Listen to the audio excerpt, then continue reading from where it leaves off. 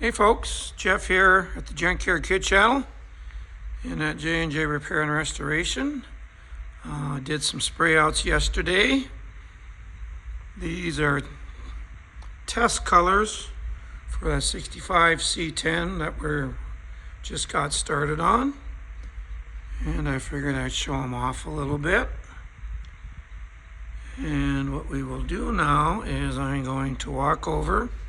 I got my little sunlight here, but to get that to read more accurately, let's go shut the lights off here in the shop other than the security light.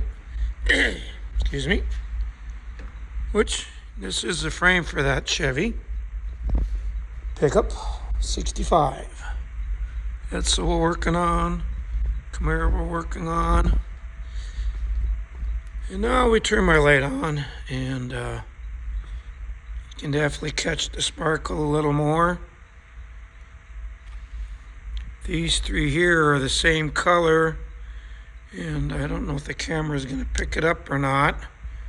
I added a little extra sparkle to this one and this one. I got some shades of blue. Same thing there. Three that are the same color. Little extra sparkle. And a couple of other blues. This one here is getting more into the violet range. So now the customer can come by and probably pick them up and look them over and pick a color. And one interesting feature on this light, I'm going to hit this little button here and you just watch. We'll look at these two at the end here. And look how the color is changing. See that?